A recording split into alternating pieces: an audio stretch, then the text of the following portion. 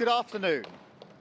I have just returned from Buckingham Palace, where I accepted an invitation from His Majesty the King to form the next government of this great nation.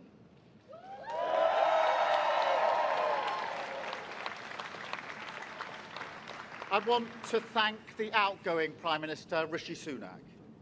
His achievement as the first British Asian Prime Minister of our country, the extra effort that will have required should not be underestimated by anyone. And we pay tribute to that today. And we also recognise the dedication and hard work he brought to his leadership. But now our country has voted decisively for change, for national renewal, and a return of politics to public service.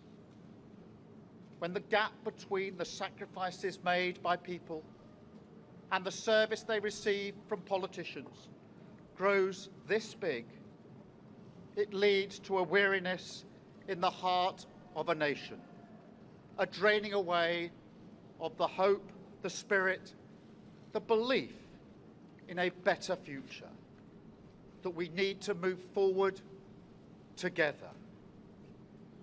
Now, this wound, this lack of trust, can only be healed by actions, not words. I know that. But we can make a start today with the simple acknowledgement that public service is a privilege, and that your government should treat every single person in this country with respect. If you voted Labour yesterday, we will carry the responsibility of your trust as we rebuild our country. But whether you voted Labour or not, in fact, especially if you did not, I say to you directly, my government will serve you. Politics can be a force for good.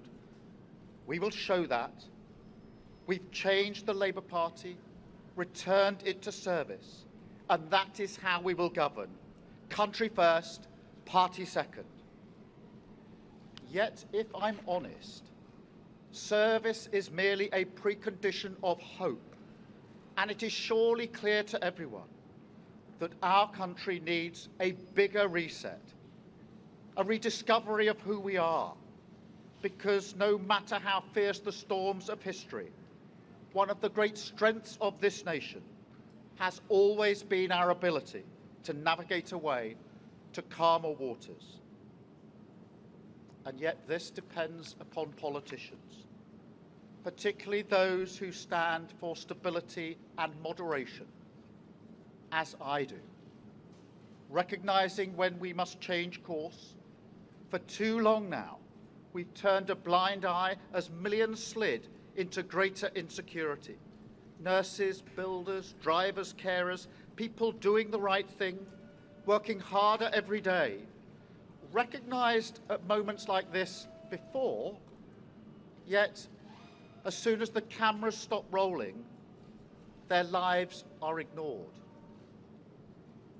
I want to say very clearly to those people, not this time. Changing a country is not like flicking a switch.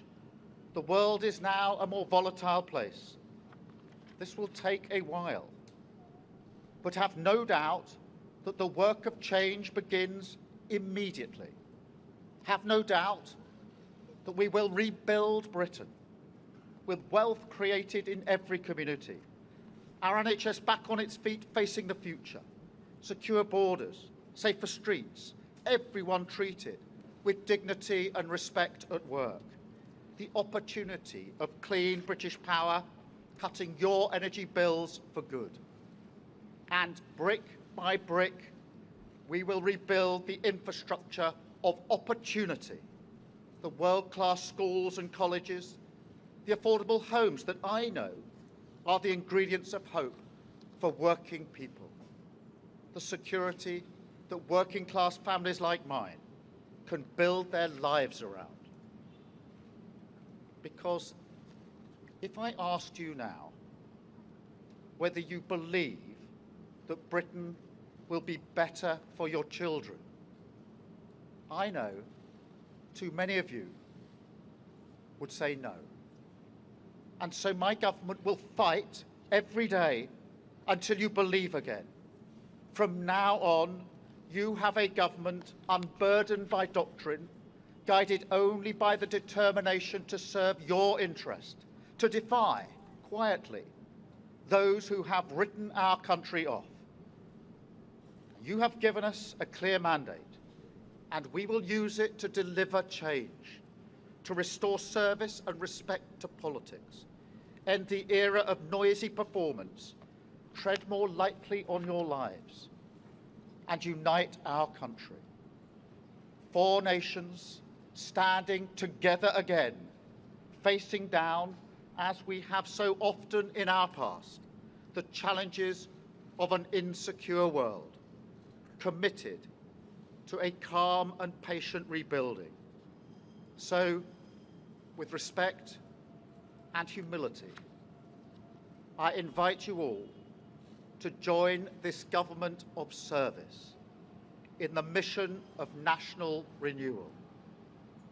Our work is urgent, and we begin it today. Thank you very much.